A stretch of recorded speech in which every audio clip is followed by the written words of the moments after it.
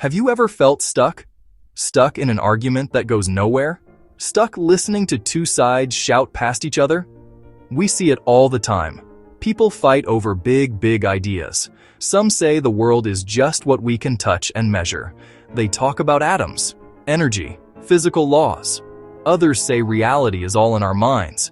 They talk about thoughts, beliefs, consciousness. Both sides act like they have the final answer. They act like they know for sure. But here is the thing, the simple, honest truth. No one actually knows. We cannot prove for certain that reality is only mind. We also cannot prove for certain that reality is only matter. This is where we can begin. What if we start right there, in that not knowing? Let's get practical. How do we use both views? Imagine you have a special pair of glasses. One lens is the materialist lens. When you look through it, you see the world in terms of physical things. Data numbers, resources, biology. You ask questions like, how does this work? What is it made of? How can we measure it? This lens is incredibly useful. It helps us build bridges, cure diseases, understand the mechanics of the universe. It is the lens of the scientist, engineer, doctor who checks your blood pressure. It gives us facts. It focuses on the what. Now imagine you can flip to the other lens. Let's make this even simpler, Think about building a house. You hire a team of experts. You have a plumber, an electrician, a carpenter, and an architect. The plumber understands water, pipes, and pressure.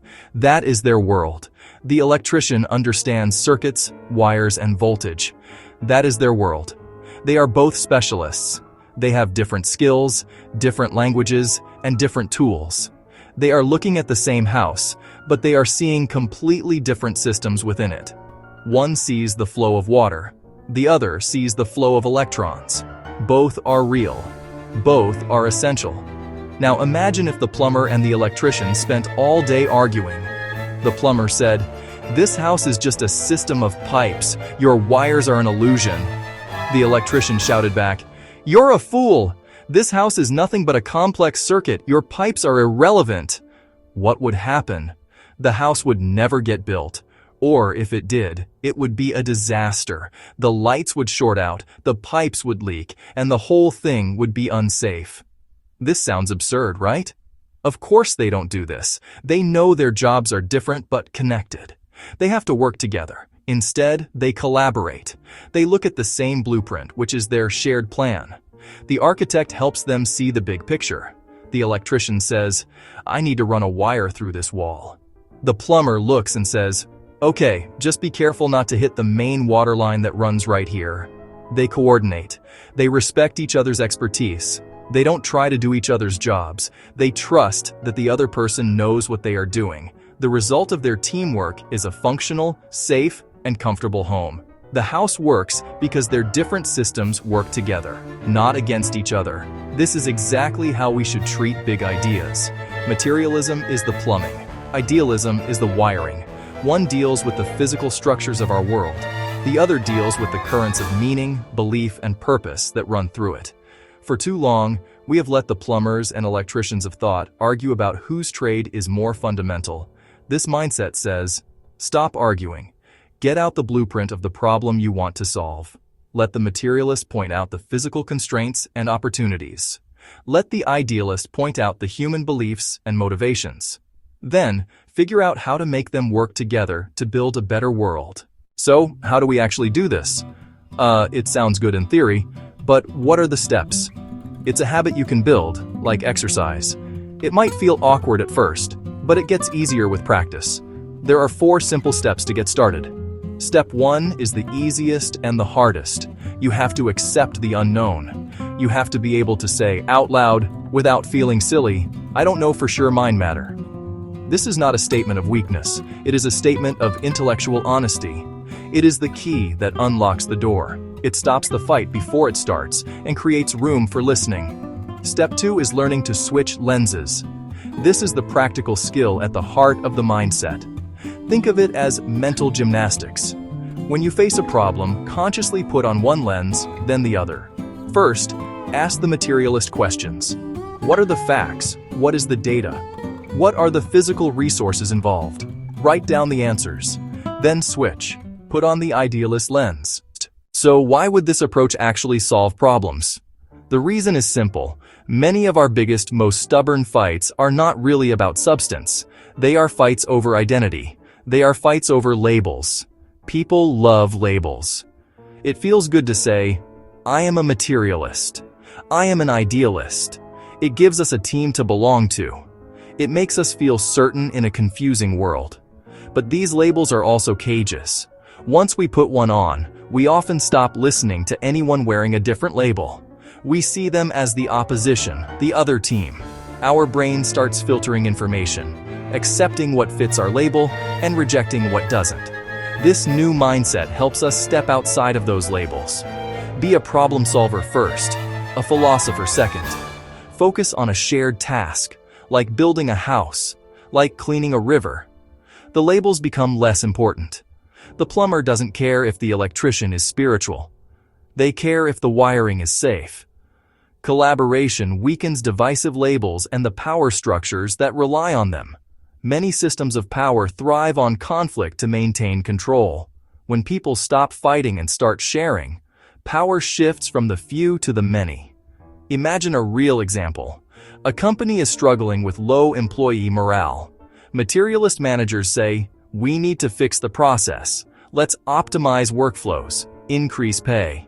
The idealist consultants say, we need to fix the culture, work on our company mission, build a sense of purpose. They argue for months. Then they form a small mixed team and test one department.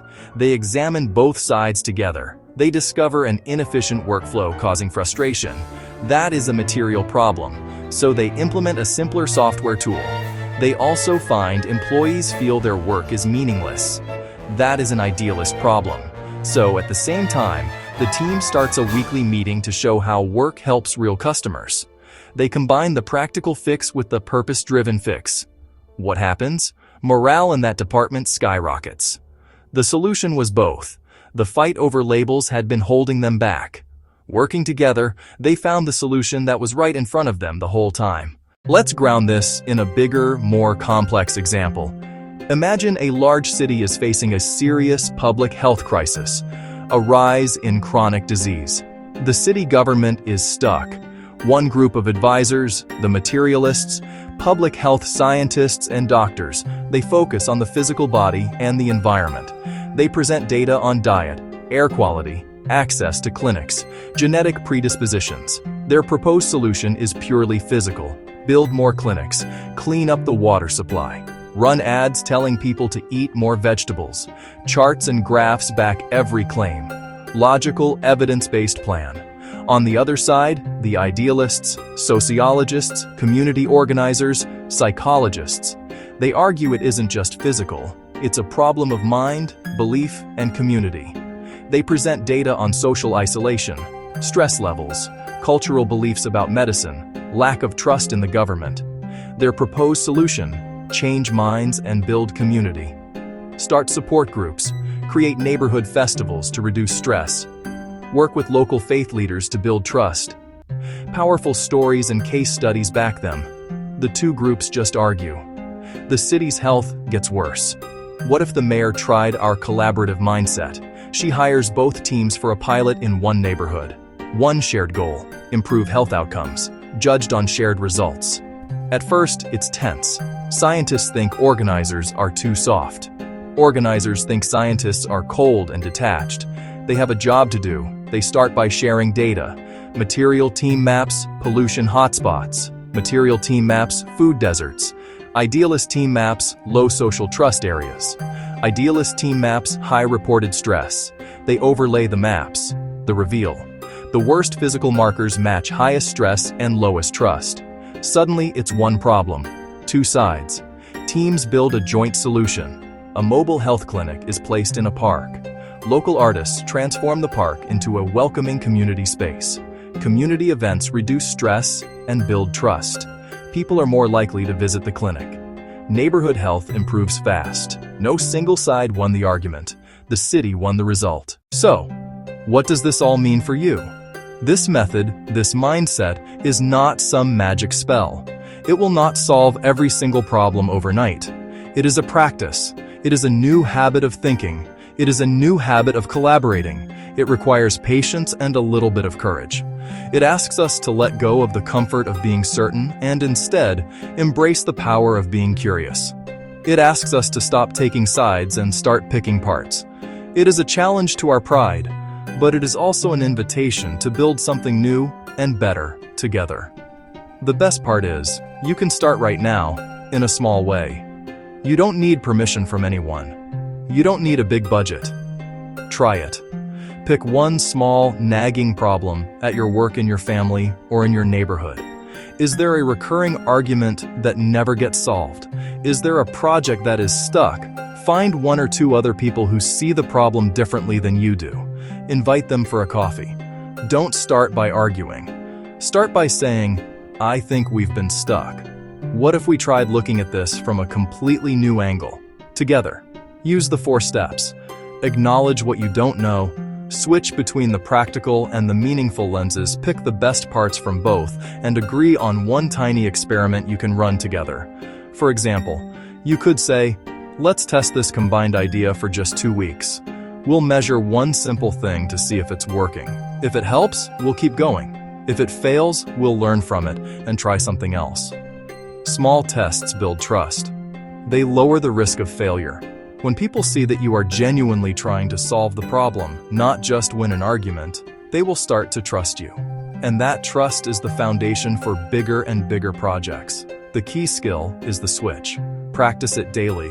When you read the news, ask, "What's the materialist story here? And what's the idealist story?" Then ask, "How do they fit together?" In the end, this is a hopeful call. It is a call to be more curious and less certain. It is a call to be builders, not just critics.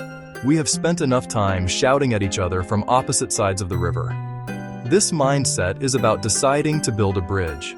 It might start with a single rope thrown across the gap, but eventually it can become a strong structure that allows for the free exchange of ideas, skills, and solutions. So try it. Take one small step. See what happens. The worst that can happen is that you learn something new. And that learning, that small step toward understanding, is a victory in itself.